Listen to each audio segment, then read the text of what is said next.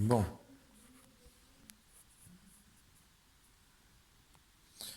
on a dit, pour déterminer le domaine de définition, il faut satisfaire deux conditions. La première condition, c'est quoi? C'est l'intérieur de la racine. Attention, non pas la racine, mais l'intérieur de la racine. L'intérieur de la racine doit être toujours supérieur ou égal à 0. Attention, vous devez faire ici, vous devez faire attention à l'intérieur et non pas la racine. Il y a des élèves qui disent il faut que la racine soit supérieure à 0. Non, toujours la racine est supérieure à 0. Il faut que l'intérieur de la racine soit supérieur à 0 et non pas la racine. Ça, c'est la première condition.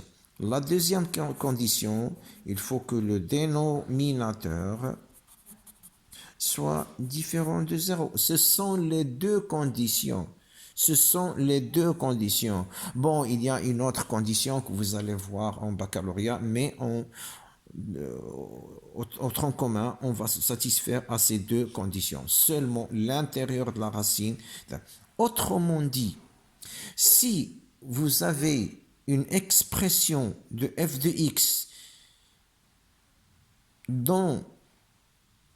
qui ne comporte ni une racine ni un dénominateur, alors le domaine de définition est implicitement égal à R. Exemple.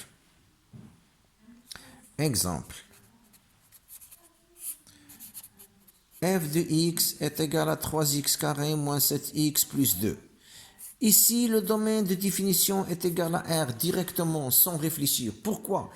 Car les conditions n'existent pas. Il n'y a ni racine, ni dénominateur. Ni racine, ni dénominateur. Donc, le domaine de définition est R. Autrement dit, quel que soit x, vous allez trouver 3x moins 7x plus 2. Quel que soit x appartient à R, f de x appartient à R. Donc, le domaine de définition, x, c'est-à-dire quel que soit x, vous allez trouver, quel que soit x ici, dans le domaine de définition ici, dans le E, vous allez trouver une image ici. Quel que soit x ici, vous allez trouver y par cette fonction-là. F de x est égal à 7x à la puissance 7 moins 2x 3 plus 7x carré moins 1. Aussi, il n'y a ni racine, ni dénominateur. Donc, le domaine de définition, si c'est R. F de x est égal sinus de x. Il n'y a ni racine, ni dénominateur. Donc, le domaine de définition, c'est R. F de x est égal à cosinus de 3x moins 7. 3x carré moins 7x moins plus 2. Aussi, domaine de définition est R. Pourquoi? Car il n'existe ni racine, ni dénominateur. Prenons maintenant f de x est égal à tangente de x. La tangente là, attention, il comporte un dénominateur qui est soi-disant caché. Pourquoi? La sinus tangente de x est égal à sinus de x sur cosinus de x. Donc ici, on a un dénominateur.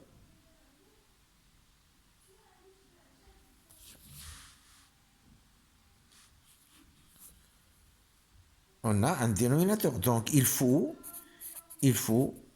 satisfaire cette condition-là. Qu'est-ce que c'est-à-dire? Cosinus de x doit être différent de 0. Et on a vu que cosinus de x est égal à 0. Alors x est égal à pi sur 2 ou bien x est égal à moins pi sur 2. Autrement dit, et on a bien dit que il y a cette notion de congruence modulo de pi. Donc, cos x doit être différent de pi sur 2 plus 2 k pi, ou bien x soit différent de pi sur 2 moins pi sur 2 plus 2 k pi. Autrement dit, ces deux conditions-là, on peut les rassembler en x différent de pi sur 2 plus K, pi, un demi-tour. Soit ici, soit ici. Très bien.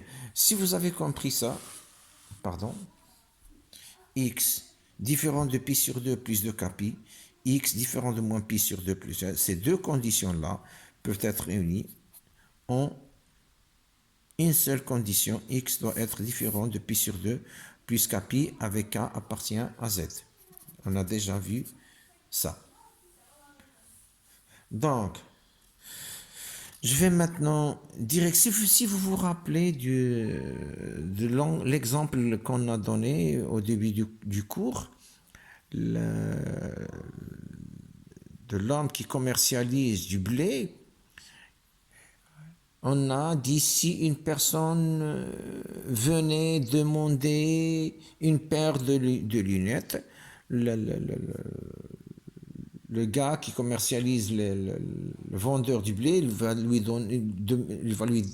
répondre non, je n'ai pas les paires de lunettes, je ne commercialise pas les paires de lunettes. Les paires de lunettes ne sont pas, n'appartiennent pas à mon domaine. Donc, les paires de lunettes, dans notre cas, c'est ça. C'est l'intérieur de la racine qui doit être supérieur à 0, ou bien le dénominateur qui doit être différent de 0. On ne peut jamais avoir un dénominateur qui est égal à 0, ou bien l'intérieur d'une racine qui est inférieur à 0. Donc, le domaine de définition peut être résumé sous, c'est-à-dire satisfaire ces deux conditions. Il faut que l'intérieur de la racine soit supérieur à 0 et il faut que le dénominateur soit différent de 0. Bon, si vous avez compris maintenant ça, je vais vous demander de me trouver le domaine de définition des fonctions suivantes.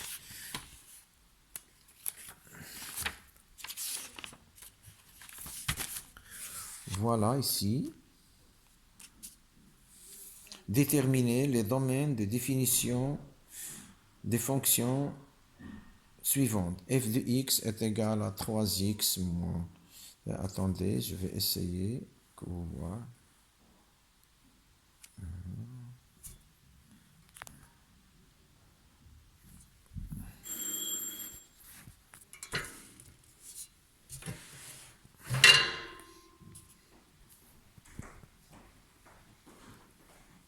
Bon, je vais vous faire une photo là-dessus.